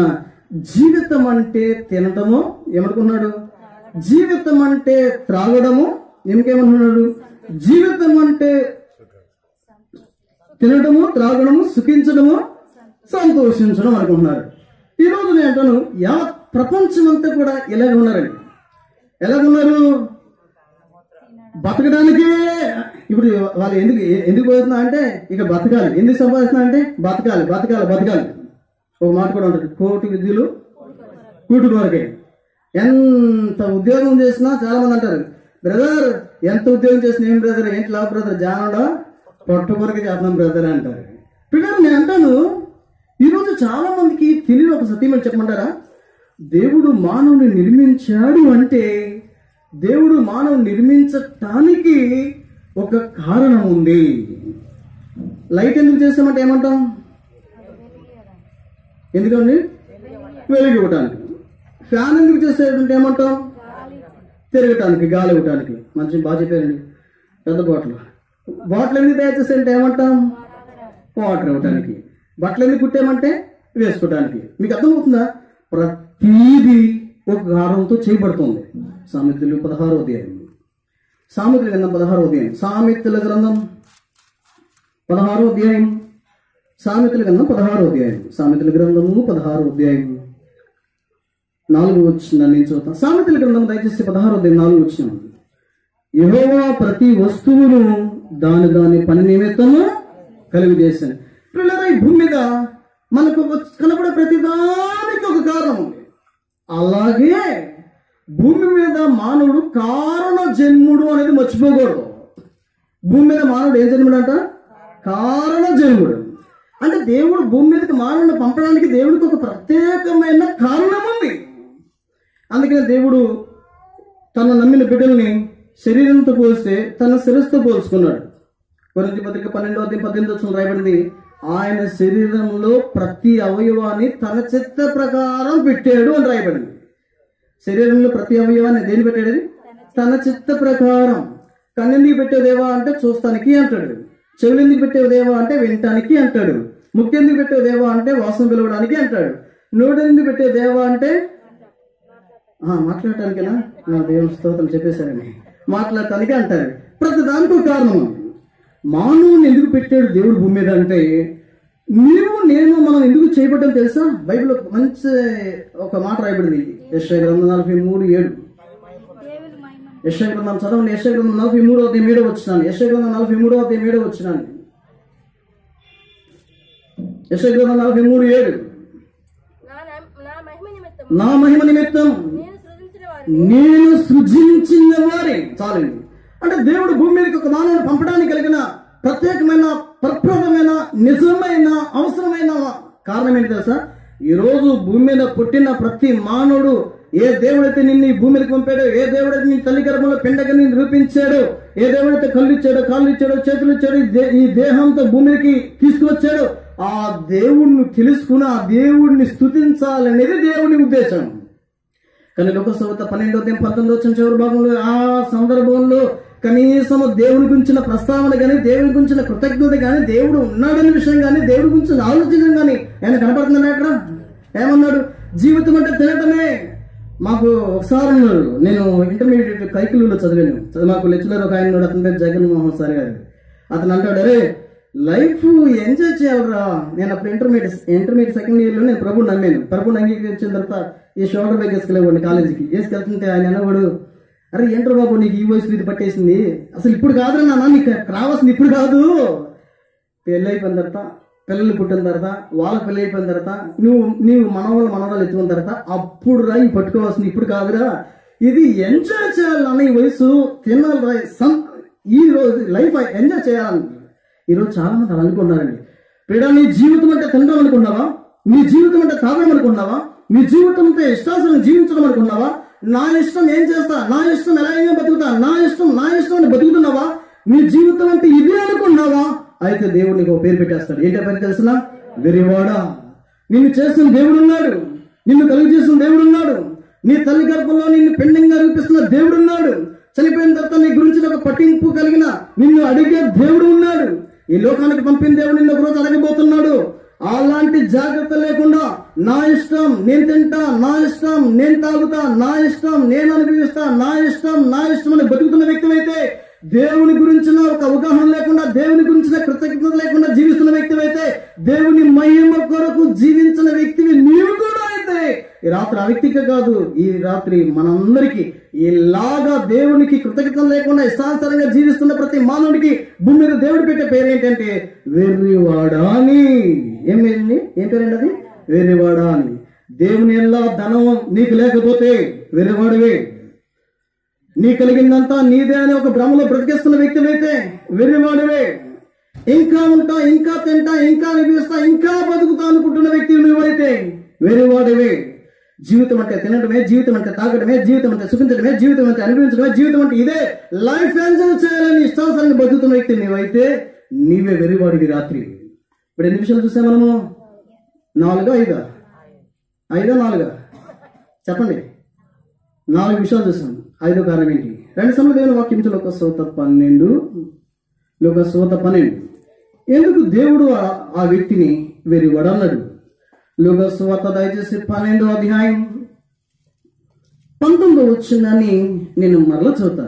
లోకసువార్త 12వ అధ్యాయం 19వ వచనాన్ని నేను మరలా చదువుతున్నాను. లోకసువార్త 12వ అధ్యాయం 19వ వచనాన్ని, నా ప్రాణంతో ప్రాణమా, అనేక సంవత్సరాలకు విస్తారమైన ఆస్తి నీకు సమకూర్చబడి ఉన్నది. తర్వాత 21వ వచనం చదువుతున్నాను. దేవుని ఎడల ధనవంతుడు కాక తన కొరకే సమకూర్చుకునివాడు. మన చదువు 2 భాగాలు మాట కనపడుతుంది. అది కనపడిందమ్మా? తన కొరకే కనపడదా? నీకే కనపడి ఉంటుంది. సమకూర్చుకొని అదే మాట కనపడింది. వీళ్ళెవరో నేను ఏమంటాను, ఈరోజు చాలా మందికి వెరితంతో కూడిన జీవితం చాలా మందికి ఉంది. చాలా మందికి ఈరోజు వెరితంతో కూడిన జీవితం ఏంటో తెలిసిన, ఏదో కూర్చుకోవాలి, ఇదే జీవితం. ఏమనుకున్న జీవితంలో సహజంగా ఏం చేస్తామంటే, ఏంటి బ్రదర్ మంచి జాబ్ చేస్తున్నారు కదా, ఏమైనా వేసారు వెనకాల రాళ్ళు అంట. ఎట్లా ఒక ఆయన అడిగారంట, ఏంటి ఏమైనా వేసే ఎప్పటి నుంచో జాబ్ చేస్తున్నాక రాళ్ళు అంటే, వేసాను బ్రదర్, వెళ్ళి కిడ్నీలో రాళ్ళు పడ్డాయి అంట. నేనంటాను పిల్లలు జాగ్రత్తగా ఆలోచించండి. జీవితంలో చాలా మంది చేస్తున్న పెద్ద పొరపాటు ఏంటంటే ఏదో కూర్చుకోవాలి అనుకుంటున్నారు. ఏమనుకున్నారండి? ఏదో కూర్చుకోవాలి, సమకూర్చుకోవాలి. కానీ ఇక్కడ ఒక మంచి విషయాన్ని వాళ్ళు మిస్ అయిపోతున్నారు. కొరింథీయులకు రాసిన పత్రిక 2వ అధ్యాయం 9వ వచనంలో మాట రాయబడిందండి. ఏం రాయబడింది? కొరింథీయులకు రాసిన మొదటి పత్రిక 2వ అధ్యాయం 9వ వచనం చదవండి. కొరింథీయులకు రాసిన మొదటి కొరింథీ 2 కొరింథీ ఇందుని గూర్చి మొదటి కొరింథీ కదా, మొదటి కొరింథీ 2:9 ఇందుని గూర్చి దేవుడు తన్ను ప్రేమించు వారి కొరకు ఏవి సిద్ధపరిచానో అవి కంటికి కనపడలేదు, చెవికి వినపడలేదు, మనుషుల హృదయానికి గోచరము కాలేదని వ్రాయబడి ఉన్నది. ఈరోజు మానవుల్లో చాలా మంది చేసే పెద్ద పొరపాటు ఏంటంటే, నిన్ను పుట్టించిన దేవుడు దేవుడు నీకేం సమకూర్చాడని ఆలోచించకుండా నువ్వేదో సమకూర్చుకుని బతికేస్తున్నావు. అదే వెరితనం. నిన్ను పెట్టిన దేవుడు నీ కొరకు కొన్ని సంపాదించాడు, కొన్ని కూర్చోబెట్టాడు, సమకూర్చిపెట్టాడు. బైబిల్ చెప్తుంది, తన్ను ప్రేమించు వారి కొరకు ఏవి సిద్ధపరచునో అవి కంటికి కనపడలేదు, చెవికి వినపడలేదు, హృదయానికి గోచరం కాదు. దేవుడు సిద్ధపరచుని పక్కన పెట్టి నువ్వేదో సిద్ధపరచుకుంటున్నావు, నువ్వేదో కూర్చుకుంటున్నావు, నువ్వేదో సిద్ధపడుతున్నావు. దేవుడు నీకు చాలా సిద్ధపరచాడని. అది నీ బైబిల్ చదివితే బైబిల్లో ఉన్న వాస్తవాలు నీకు అర్థమవుతాయి. చాలా విషయాలు మనకి టైం కాబట్టి చెప్పట్లా. ఉదాహరణకి ఆయన సిద్ధపరిచిన చాలా విషయాలు ఉన్నాయి, మనందరికీ బాగా తెలుసు కదా. లోకసువార్త 2వ అధ్యాయం 32 31 32 రాయబడింది, సిద్ధముగా నున్న ఏం సిద్ధపరిచేది చెప్పాలి. డాష్ ఉగాదా ఏం లేదు. లోకసువార్త 2వ అధ్యాయం 32 చదవండి. సిద్ధముగా ఉన్న రక్షణను పేతురు మొదటి పత్రిక 5వ వచనంలో కూడా అదే మాట రాయబడింది. కడవరి కాలమందు బయలుపరచబడిన సిద్ధముగా ఉన్న రక్షణ అని రాయబడింది. ఈరోజు మనిషికి దేవుడు సిద్ధపరిచాడు రక్షణ. నీ పాపముని గురించిన పరిహారం దేవుడు సిద్ధపరిచాడు సిలువలో. యేసుక్రీస్తు ప్రభువు సిలువలో ఏం చేస్తాడు? సమాప్తమైంది. ఏం సమాప్తమైంది? నీ పాప యొక్క పరిహారం సమాప్తమైంది సిలువలో. ఆ సిద్ధపరిచింది పక్కన పెట్టేసి నువ్వేదో సిద్ధపరచుకుంటే ఏ లాభం? ఫర్ ఎగ్జాంపుల్ మనం అనుకుందాం, అతను సిద్ధపరచండి, ఏం తిన్నాడా? ఈరోజు చాలా మంది ఆస్తి గురించి, మనం నేను ఒక వీడియో చూస్తుంటే యూట్యూబ్లో, ఆస్తి గురించి అక్కను చంపేసి బాత్రూంలో పైన పెట్టేసారు. మీరు కూడా చూస్తుంటారు న్యూస్లో. ఆస్తి వాళ్ళ తల్లిదండ్రులు ఏదో సంపాదిస్తున్నారు, అది పంచుకోవడానికి కష్టమైపోయి అన్న తమ్ముడు చంపేస్తున్నాడు, తమ్ముడు అమ్ముడు చంపేస్తున్నాడు. మరి ఇతను చచ్చిన తర్వాత వాళ్ళు ఏమన్నా అనుభవిస్తున్నారని ఎప్పుడు ఆలోచించారా? ఇతను తన కొరకే కూర్చుకున్నారు. కొంతమంది ఉంటారండి, వాళ్ళకి ఏం పేర్లు ఉంటాయంటే లోబి. ఏం పేర్లు అండి అవి? లోబి. లోబి అంటే లోబీపీ కాదండి, లోబి. పిల్లలు చాలా మందికి పిల్లికి కూడా భిక్ష పెట్టడం, అడిగిన వాళ్ళతో కూడా అయ్యా చేయి కాదు లేదు అంటాడు. ఇలా బ్రతికేస్తున్న వ్యక్తి తన జీవితంలో తనగా తినండి పాపం, నోరు కట్టుకుంటాడు, అన్ని కట్టుకుంటాడు పాపం, బట్టలు కూడా అంతంత మాత్రం, ఇల్లు కూడా రెండే, అన్ని సింపుల్ గా బతికేస్తాడు. బతికి బతికి బతికి బతికి అనుభవిస్తామరా అనుకుని వెనకేసి బాగా సంపాదించి బ్యాంకులో విస్తారమైన బ్యాలెన్స్ పెట్టేసిన తర్వాత ఏంటో అంతగా ఉందని హాస్పిటల్కి వెళ్తే డాక్టర్ గారు అంటారు, ఆయన షుగర్ వచ్చింది, ఆయన ఇప్పుడు నువ్వు ఇంత రాగి సాగు కంటే ఎక్కువ తినకూడదు. అతను ఏమైనా అనిపించాడా? ఈరోజు చాలా మంది అలాగే ఉన్నారు. చీమలు పెట్టిన పుట్టలో ఎవరుంటారంట? అవి ఉంటాయా? అవి అనుకుంటాయంట మేమేముంటామేమో, టవర్ కట్టేస్తున్నాము, ఇక్కడే ఉంటాము, ఎప్పుడు కలుగున్నాయి. ఈరోజు చాలా మంది అండి, నేను అంటాను ఈ ధనము ఇక్కడ కూర్చుకోకూడదు. ఈ ధనం ఎక్కడ కూర్చుకోవాలి? అక్కడ కూర్చుకోవాలి. చాలా మందికి ఇది అర్థం కావట్లా. ఎక్కడ కూర్చుకుంటున్నాడు? ఇక్కడే కూర్చుకుంటున్నాడు. ఇక్కడ కూర్చుకుంటే ఎవరు వస్తారంట? దొంగలు వస్తారని రాయబడి. ధనవంతుడికి తన ధన సమృద్ధి చేత నిద్రపట్టుదా? నిజం చెప్పండి, నిద్రపట్టుదా? కొంతమంది బాత్రూమ్ నుంచి బయటకు రాదు. ఏటర్ కథ అంటే గోడలో పెట్టాడు ఏదో. కొంతమంది అదే బెడ్ మీద పడుకుంటారు. ఇంకో బెడ్ వేసినా, కొత్తది వేసినా, కొత్త మంచి తెచ్చిన పడుకోరు. లేదు కదా, అది ఫస్ట్ నుంచి దాంట్లో పడుకుంటే నిద్ర పడదు, అక్కడే పడుకుంటాడు. ఏంట్రా కథ అంటే ఆ బెడ్లోనే ఉంది. నీ ధనం ఎక్కడ ఉండో నీ హృదయము. ఈరోజు చాలా మంది నిజం మీరు ఆలోచించండి, ధనవంతులుగా బ్రతుకుతున్న వ్యక్తులు, ధనం మీద మనసున్న వ్యక్తి అయితే నెమ్మది ఉంటుందా? బతికినప్పుడు ఉపయోగపడదు. బతికినంతకాలం టెన్షన్, ఎవడొస్తాడో టెన్షన్, ఏమైపోద్దో, లేకపోతే నోట్లు మారిపోతాయేమో. ఆ టైంలో జరిగింది. నోట్లు మారిపోయిన టైంలో కడపలో లారీలు పడేసేసారు. తెలుసు కదా మీకు? నోట్లు మారిన టైంలో ఇక డ్రైనేజీలు కట్టలే, ఎక్కడ చూసినా కట్టలే. ఇలాంటి పరిస్థితి జరిగితే ఎలా ఉంటుంది? నెమ్మది ఉండదు. అంటే బతికినప్పుడు నీ జీవితానికి నెమ్మది ఉండి ధనాన్ని కూర్చుకోవటం అజ్ఞానం కదా. చచ్చిన తర్వాత నీకు ఉపయోగపడదా? మొన్న మా బాబాయ్ చచ్చిపోతే వెళ్ళాను, తర్వాత మా మామయ్య చనిపోతే వెళ్ళాను. ఈ మధ్య ఒక నెల క్రితం. నాకేంటి అర్థం కాలేదు. చనిపోయిన తర్వాత అందరూ బాబాయ్ చచ్చిపోయాడు 10 రూపాయలు వేస్తున్నారు, బాబాయ్ చచ్చిపోయిన 5 రూపాయలు వేస్తున్నారు. ఏమన్నా తీసుకెళ్ళాడా? ఏం తీసుకెళ్ళాడా? బతికినప్పుడు నెమ్మది ఇవ్వకుండా, చచ్చిన తర్వాత ఉపయోగపడకుండా దీని కొరకే బతకొద్దు. ఏదో కూర్చుకోవాలి, ఏదో దాయాలి, ఏదో ఉంచాలి. ఇక్కడ కాదు నువ్వు దాయాల్సింది, ఇక్కడ కాదు, ఎక్కడికి? అక్కడ కట్టు. నీవు ఇక్కడైతే ఏమి ఖర్చు పెడుతున్నావో, ఏది దేవుడికి ఇస్తున్నావో, ఏది దేవుని పని కోసం ప్రయాసపడుతున్నావో, ఏది దేవుని నిమిత్తం ప్రయాసపడుతున్నావో, దేవుని కొరకు నువ్వు భూమి మీద చేసే దాన్ని బట్టి నీ కొరకు నిర్మించబడుతున్న పట్టణాలు ఉన్నాయి. అక్కడ కూర్చుకో, అక్కడ దాచుకో, అక్కడికి దాయి, అక్కడ కొరకు బతుకు, ఎక్కడ కొరకు బతకొద్దు. ఇక్కడ కొరకు బతుకుతున్నాడు. దేవుడు సమకూర్చిన చాలా ఉన్నాయి. ఏదో ఆలోచించట్లా, తను ఏదో సంపాదించుకోవాలనుకున్నాడు. అదే ఒక వెరితనం. 2 నిమిషాలు మనం చూసాము, 5 విషయాలు మనం చూస్తాం. 6వ 2 సమయ వాక్యం నుంచి లూకాసు సువార్త 12వ అధ్యాయం. లూకాసు సువార్త 12వ అధ్యాయం. లూకాసు సువార్త దయచేసి 12వ అధ్యాయం. లూకాసు సువార్త దయచేసి 12వ అధ్యాయం నేను చదువుతాను. అయితే దేవుడు వెలువడ ఈ రాత్రి నీ ప్రాణం అడుగుతున్నారు. చాలండి. ఇక్కడ మనం అర్థం చేసుకునే ఒక మంచి మాట, ఒక మంచి పాఠం, ఒక మంచి జవాబు మన ప్రశ్నకి దొరికిపోతుంది. ఎందుకు దేవుడు వెలువాడ అన్నాడంటే, ఎందుకు అతను వెలువాడగా బ్రతికాడు అంటే, ఒక విషయంలో తన జ్ఞానం పనిచేయలేదు అనిపిస్తుంది. ఎంత తెలుసు కదా, పంట వేయాలని తెలుసు, ఏ పంట వేయాలో తెలుసు, ఎలా పండించాలో తెలుసు, ఎప్పుడు కొయ్యాలో తెలుసు, ఎలా సమకూర్చాలో తెలుసు, ఎలా స్టోర్ చేయాలో తెలుసు, ఎంత పండిందో లెక్కేశాడు, ఎలా అనుభవించాలో ప్లాన్తో ఉన్నాడు, ప్రీ ప్లాన్తో అనేక సంవత్సరాలు ఉండాలని. ఇంత తెలిసిన అతనికి ఒక్క విషయంలో పొరపాటు జరుగుతుంది. ఇన్ని తెలిసిన అతను, ఇన్ని ఆలోచన అతను, అరే నేను మరణిస్తే ఏమవుద్ది అని ఆలోచించలేదు. ఏమండి, బ్రతుకువారు తాము చతురని ప్రసంగి గ్రంథం ఈ మాట నీకు చదివితే బాగా అర్థమవుతుంది అనుకుంటా. ప్రసంగి గ్రంథం 7వ అధ్యాయం. ప్రసంగి గ్రంథం 7వ అధ్యాయం 2వ వచనాన్ని.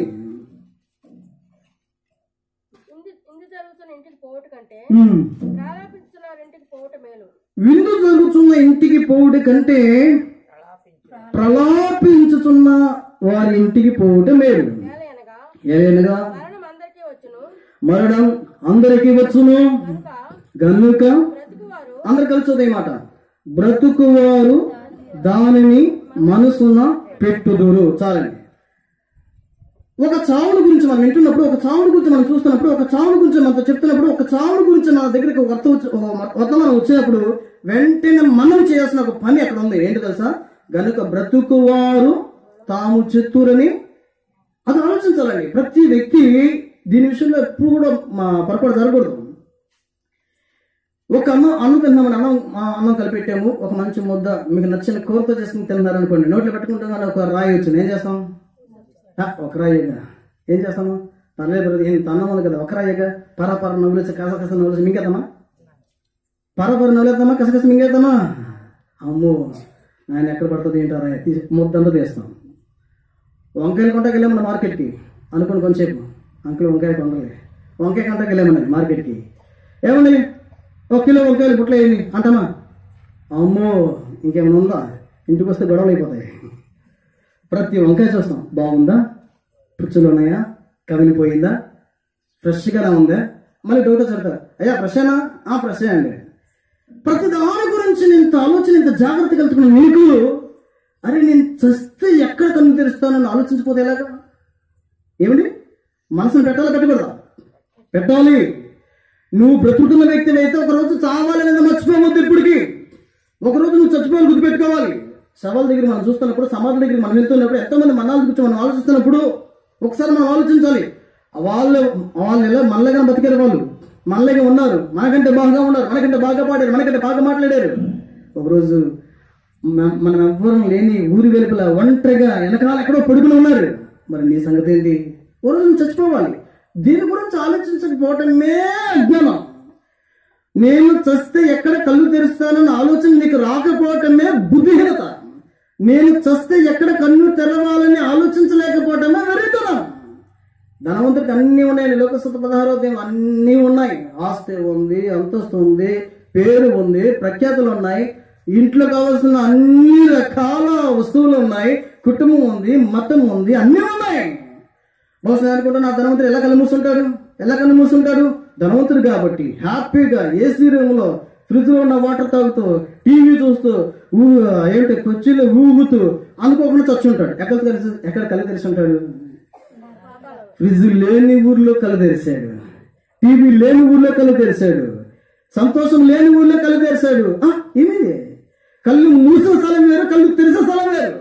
నువ్వెవరైనా ఒకవేళ శబ్ద తరంగాల నుంచి ఉంటున్న సహోదరి, అమ్మ, అయ్య, చెల్లి, తమ్ముడు, నువ్వెవరైనా ఈ భూమి మీదకి ఎంతో మంది వచ్చారు నీలాగని అనుకున్నారు. ఉంటానని నీకంటే ముందెళ్ళిపోయిన వాళ్ళు ఎంతో మంది ఉన్నారు. మనకంటే జ్ఞానం చనిపోయారు, మనకంటే అందమైన వారు చనిపోయారు, మనకంటే బలవంతులు చనిపోయారు, మనకంటే చిన్నవారు చనిపోయారు, మనకంటే పెద్దవారు చనిపోయారు, ఎంతో మంది వెళ్ళిపోయారు. ఒక రోజు నువ్వు వెళ్ళాలి.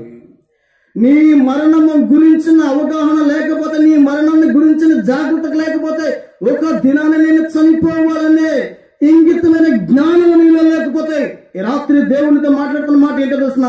వెర్రివాడా, వెర్రిదానా, వెర్రివాడా అని.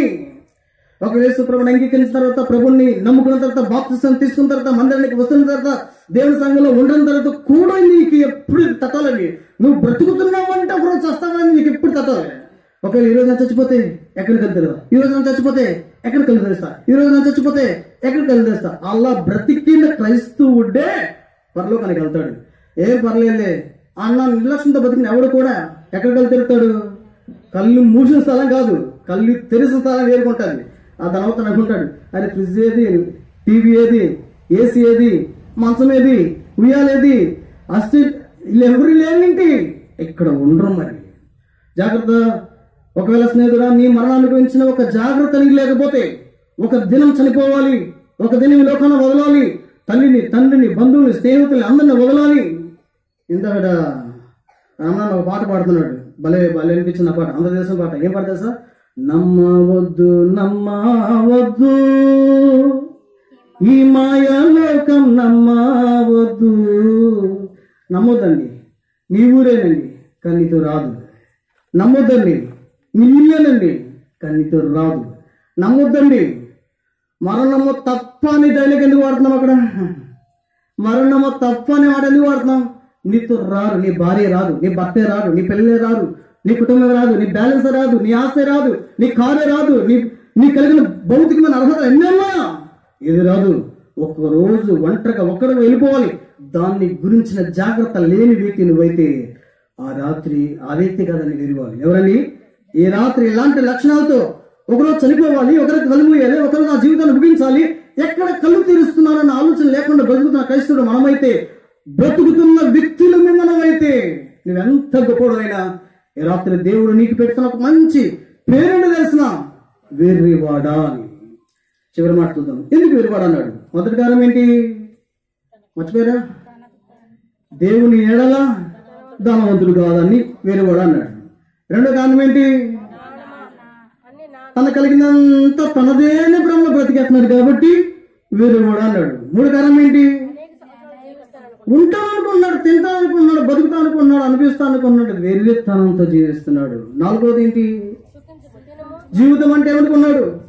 దేవుడు నన్ను చేశాడు, దేవుడి కోసం బతకాలనే ఆలోచన ఏమాత్రం లేదు. జీవితం అంటే తినడం, జీవితం అంటే తాగడం, జీవితం అంటే సుఖించడం, ఇదే జీవితం అనుకున్నాడు. ఐదో కారణం ఏంటి? దేవుడు సిద్ధపరిచినవేవో పక్కన పెట్టి ఏదో కూర్చుకున్నాడు. ఇక్కడికి తన కొరకు మాత్రమే, అక్కడికి కూర్చుకోట్లా. ఆరో కారణం ఏంటి? ప్రాణం అంటే ప్రాణం వదులుతానన్న ఆలోచన, ఈరోజు చస్తానన్న ఆలోచనలో లేడు. ఏడో కారణం ఏంటో చూసి ఈ గుడిగా ముగిస్తాను. చూడండి, లోకస్వార్త దయచేసి 12వ అధ్యాయం. లోకస్వార్త దయచేసి 12వ అధ్యాయం. లోకస్వార్త దయచేసి 12వ అధ్యాయం. లోకస్వార్త దయచేసి 12వ అధ్యాయం. లోకస్వార్త 12వ అధ్యాయం 20 వచ్చినాన్ని నేను మళ్ళా చదువుతాను. లోకస్వార్త 12వ అధ్యాయం 20 వచ్చినాన్ని. అయితే దేవుడు వేరే కూడా ఈ రాత్రి నీ ప్రాణము అడుగుతున్నారు, నీవు సిద్ధపరచనివి యవ్వన వగున అతనితో చెప్పాడు. ఏడో కారణం ఏంటి అంటే, దేవుడు అతనితో ఏమన్నాడు? అయితే దేవుడు వేరేవాడు ఈ రాత్రి నీ ప్రాణము అడుగుతున్నారా? మళ్ళీ చూద్దాం ఒకసారి. ఏమన్నాడు? అయితే దేవుడు వేరేవాడు ఈ రాత్రి నీ ప్రాణం అడుగుతున్నారు. చాలా మంది చెప్తాను ఏంటంటే, దేవుడు అడగడు. దేవుడు ఒక వ్యక్తి ప్రాణాన్ని ఇప్పుడు అడగడు, ఇప్పుడు కాదు, ఎప్పుడు అడగడు. మరి ఎవరు అడుగుతున్నారు? పిల్లలు నీకు తెలుసో తెలియకో కానీ నువ్వు కొన్ని వాస్తవాలు ఎప్పుడు కూడా మర్చిపోకూడదు. నీ పాపాన్ని బట్టి నీకు తెలియకుండానే నీ చుట్టూ నీ మరణాన్ని కోరుతున్నాయి. చాలా నీ మీద మొరపెడుతున్నాయి, నీ మీద ఏడుస్తున్నాయి. ఉదాహరణ చెప్పనా, నువ్వు నడుస్తున్న భూమి నీ మరణాన్ని గురించి మొరపెడుతుంది. యోబు గ్రంథం 31వ అధ్యాయం. యోబు గ్రంథం 31వ అధ్యాయం. యోబు గ్రంథము దయచేసి 31. యోబు గ్రంథము 31వ అధ్యాయం. యోబు గ్రంథం దయచేసి 31వ అధ్యాయము. దయచేసి నేను చదువుతున్నాను 37వ వచనాన్ని. నా అడుగుల లెక్క ఆయనకు తెలియజేస్తాను, రాజువలని నా యొద్దకు వెళ్ళెదను. నా భూమి నా మీద మొరపెట్టిన ఎడలను, దాన్ని చాలు ఏకమై ఏడ్చిన ఎడలను. అయ్యా, నువ్వెంత వాక్యం చెప్తున్నావు, నువ్వెంత అవకాశం ఇస్తున్నావు, మారుమూసి పొందడానికి, జీవితం మార్చుకోవడానికి, పాపాలు ఒప్పుకోవడానికి, బ్రతుకు మార్చుకోవడానికి. వీడు మారట్లేదు నాయన. సృష్టి ఏకగ్రీవంగా ఏం చేస్తుంది? అయ్యా మాకు విడుదలవు. ఈరోజు ఇంకా సృష్టికి విడుదల లేదు, దానికోసం విడుదల. అయ్యా వీడు ఎందుకు నాయన నా మీద నడుస్తున్నాడు, నా మీద ఉన్నాడు? ఒకసారి ఆలోచించలేదా? నీవు కూర్చున్న భూమి నీ గురించి మొరపెడుతుందని నీకు వినపడదు ఎలా ఉంటుంది? చాలా ఉన్నాయి ఇలా మొరపెట్టాలి, చాలా ఉన్నాయి. ప్రకటన 6వ అధ్యాయం. ప్రకటన 6వ అధ్యాయం. ప్రకటన 6వ అధ్యాయం. ప్రకటన 6వ అధ్యాయం 10వ వచనం చదువుతున్నాను. వారు నాదా సత్యస్వరూపి పరిశుద్ధుడా, ఎందాకు తీర్పు తీర్చవు, మా రక్తం నిమిత్తం భూనివాసులకు ప్రతిదండం చేయగి ఉండు అని బిగ్గరగా కేకలు. పరిశుద్ధ చనిపోయిన తర్వాత అయ్యా ఇంకా వాళ్ళు కొంచెం ఇంకా నువ్వు మా రక్తం నిమిత్తం వాళ్ళకి తీర్పు తీర్చి ప్రతిదండన చేయరాదా? ఎంతో మంది పరిశుద్ధులు చనిపోయారు కూడా. అని ఇంకెందుకయ్యా ఆలస్యం, ఇంకెందుకయ్యా అవకాశం ఇస్తున్నావు, ఇంకెందుకయ్యా మాట్లాడుతున్నావు? నీకు తెలుసా, నీకు తెలియకుండా నీ గురించి మొరపెడుతుంది. ఈ ధనవంతుడి గురించి నేను చెప్పాలనుకున్నా. 7 విషయాలు ఉన్నాయి, చెప్పడానికి టైం లేదు. యాకోబు పత్రిక దయచేసి 5వ అధ్యాయం. యాకోబు పత్రిక 5వ అధ్యాయం. యాకోబు పత్రిక 5వ అధ్యాయం. యాకోబు పత్రిక 5వ అధ్యాయం 4వ వచనాన్ని. ఇదిగో మీ చేలు కోసిన పని వారికి ఇక మీరు మోసంగా బిగబెట్టిన కూలి ఏం చేస్తుందండి? మొరపెట్టుచున్నది. ఏదో సంపాదించిన ఏదో ఉంది, ఎంతకాలం బతికని అనుకున్నా కానీ నీది కానిది నీ దగ్గర ఉంటే అదే మాట్లాడుతుంది. చాలా విషయాలు మాట్లాడుకుంటూ పోతే హబక్కూకు గ్రంథం 2వ అధ్యాయం 11వ వచనం రాయబడింది. హబక్కూకు గ్రంథము 2వ అధ్యాయము 11వ వచనం. హబక్కూకు గ్రంథము దయచేసి 2వ అధ్యాయం 11వ వచనం. హబక్కూకు గ్రంథం 2వ అధ్యాయం 11వ వచనం. గోడల్లోని రాళ్ళు మొరపెట్టుచున్నవి, దూలములు వాటికి ప్రత్యుత్తరము. ఈరోజు నీకు తెలుసా, నీ జీవితం మారలిపోతాయి, నీ చుట్టూ పరిసరాలే. అయ్యా సముద్రానికి పెట్టాడంట సరిహద్దు. ఏం పెట్టాడు తెలుసా? సముద్రానికి సరిహద్దు ఇసుక. ఏమంటే సముద్రానికి సరిహద్దు ఏంటో తెలిసిన? ఇసుకను సరిహద్దు పెట్టాడు. మీరు ఆలోచించారా సముద్రం ఎలా ఉంటుందో తెలుసా? మనం అనుకున్నట్టు సమాంతరంగా సముద్రం ఉండదండి. సముద్రం ఎలా ఉంటుంది? ఇలా ఉంటుంది. సముద్రం ఉంటున్న ఈ ఎడ్జ్తో పోతే కొన్ని అడుగుల హైట్ ఉంటుంది మధ్యలో. తెలుసా మీకు ఆ విషయం? సముద్రం ఎలా ఉంటుంది? ఇలా ఎప్పుడూ ఉండదు. మీకు తెలుసా? మీరు చూడండి, ఇలా ఉంటుంది సముద్రం, ఇలా ఉంటుంది. ఇటు ఎడ్జికి కొన్ని అడుగుల హైట్ ఉంటుంది మధ్యలో. అంటే నీళ్లు ఇలా ఎక్కడ ఆగుతాయి? ప్రపంచ చరిత్రలో ఇలా ఆగుతాయండి? ఆగు. అమ్మో దేవుడు వెళ్ళిపోతాం, వెళ్ళిపోతాం. దాన్ని మనం ఏం పిలుస్తున్నామంటే అలలు అని పిలుస్తున్నాం. వస్తుంది, అమ్మో దేవుడు సరిహద్దు పెట్టాడు, వెళ్ళిపోతాయి. వస్తుంది, వెళ్ళిపోతుంది. అప్పుడప్పుడు అడిగితే ప్రభా పిక్నిక్ వెళ్తానంటే సరే పదా అని పంపిస్తాడు. దాన్ని మనం ఏం పిలుస్తాం తెలుసా? సునామీ. ఏమంటానండి? నీ చుట్టే నీ మరణాన్ని కోరుతున్నాం తెలుసా నీకు? అది ఒక నిమిషం కళ్ళు మూసుకుందాం, ప్రార్థన చేస్తాం. ఒక నిమిషం కళ్ళు మూసుకుందాం. ప్రకృతి నీ మీద పగపడుతుందన్న విషయం తెలుసా? అది బైబిల్లో చాలా ఆధారాలు ఉన్నాయి. అమ్మ, అయ్యా, చెల్లి, తమ్ముడా, స్నేహితుడా, ఒక్క నిమిషం కళ్ళు మూసుకుందాం. ఈ కొడుకుని మనం ముగించారు. ఒక్క నిమిషం కళ్ళు మూసుకుందాం. ఎవరు కళ్ళు తెరవద్దు, దయచేసి ఎవరు లేచి వెళ్ళొద్దు. దయచేసి మీ హృదయాన్ని మాత్రమే దేవుని దృష్టిలో తెరవండి. కళ్ళు మూసుకోను, హృదయం తెరువు. హృదయం మూసుకుని కళ్ళు తెరవద్దు. ఈ రాత్రి గల సమయంలో ఒక్కసారి నీ జీవితాన్ని గురించి ఒక్క రోజున ఆలోచించు, ఈ దినం ఆలోచించు. ఒకవేళ ఈ స్థలానికి రాకుండా ఇంట్లో కూర్చున్నావా, మంచం మీద కూర్చున్నావా, రోడ్డు మీద కూర్చున్నావా, డాబా మీద కూర్చున్నావా, సహోదరా, స్నేహితుడా, ఈ మాటలు వింటున్నావు కదా, నీతోనే మాట్లాడుతున్నా. నీ జీవితాన్ని గురించి ఒక్క నిమిషం ఆలోచించు. ఈ ధనవంతుడు ఎన్నో భౌతికమైన జ్ఞానంతో కూడిన లక్షణాలు ఉన్నా దేవుడు ఆ వ్యక్తికి చెప్తున్నా, దేవుడు ఆ వ్యక్తికి ఇస్తున్నా, దేవుడు ఆ వ్యక్తికి పెడుతున్నా. పేరేంటి తెలుసా? వేరువాడా, ఎందుకు? అతడు ఉంది ఆస్తి కానీ దేవుడు లేడు, అతనికి ఉంది పొలం కానీ దేవుడు లేడు, అతనికి ఉంది పేరు కానీ దేవుడు లేడు, అతనికి ఉంది ఎంతో భౌతికమైన సంపద, దేవుడు లేడు. నీ జీవితంలో ఆస్తి ఉందా? మంచిదే, కానీ దేవుడు ఉండాలి. డబ్బు ఉందా? మంచిదే, కానీ దేవుడు ఉండాలి. పేరు ప్రఖ్యాతలు ఉన్నాయా? మంచిదే, కానీ దేవుడు ఉండాలి. ఒకవేళ దేవుడు నీ హృదయంలో రక్షకుడిగా అంగీకరించబడకుండా ఈ దినం వరకు కూడా నీ జీవితం ఇంకా పాపంలో పుట్టి, పాపంలో పెరిగి, పాపంలో జీవిస్తున్న వ్యక్తివైతే, పాప సంబంధమైన జీవితంలో, ఇష్టానుసరమైన జీవితంలో పాపాన్ని చూస్తూ, పాపాన్ని తాగుతూ, పాపంలో బతికేస్తూ ఇక బాగుంది లేని బ్రతికేస్తున్న వ్యక్తివైతే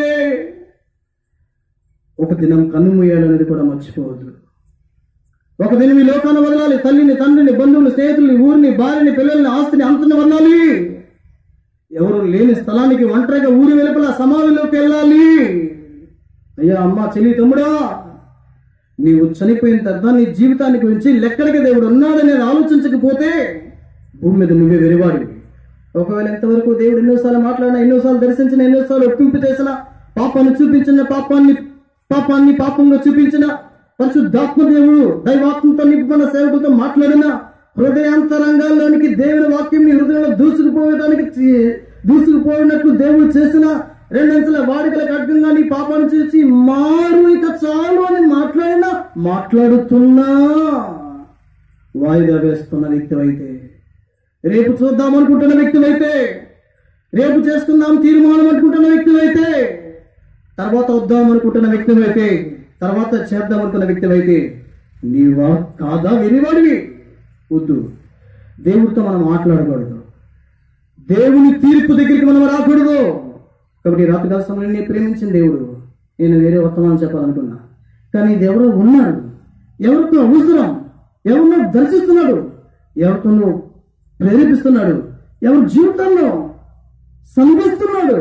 ఆ కారణాన్ని బట్టి దేవుడు మాట్లాడితే ఈ వర్తమానం ఇవ్వడానికి ఇష్టపడ్డాను. ఒకవేళ ఆ వ్యక్తి నువ్వేనేమో, ఒకవేళ బయట నుంచి ఉంటున్న వ్యక్తి నువ్వేనేమో. ప్రభువా, నేను పాపంలో ఉన్నాను, ప్రభువా, నా జీవితం ఇంకా మారలేదు.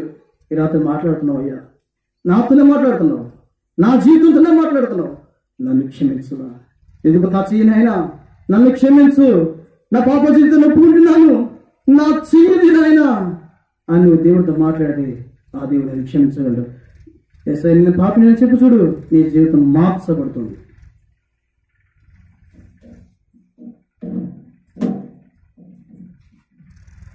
ప్రార్థన చేస్తాం. కళ్ళు మూసుకోండి.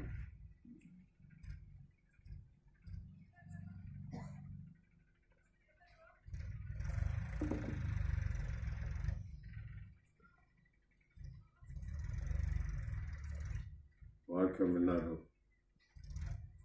తీర్మానం చేసుకునేది నీ మీద ఆధారపడి ఉంది.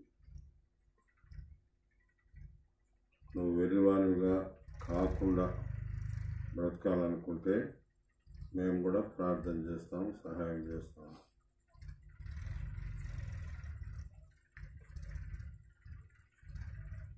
ఇది మంచి తరుణం, మంచి దినం కూడా. మంచి వాక్యం ఇచ్చినాడు దేవుడు, మాట్లాడుతూ ఉన్నాడు. కాబట్టి నీ తీర్మానం ఏదో నీవే తెలియచేయాలి. నేను ప్రభు కోసం వెర్రివాన్ని కాకుండా ఉండాలని ఆశిస్తున్నాను అనుకునేవారు తమ కుడి హస్తాన్ని చూపించండి, వారి కొరకు ప్రార్థన చేస్తాము. అమ్మ, ప్రభువు నీకు సహాయం చేయనుగాక. బాగా పైకి కనబడగలగున అయ్యా, నీకు ప్రభు సహాయం చేయనుగాక.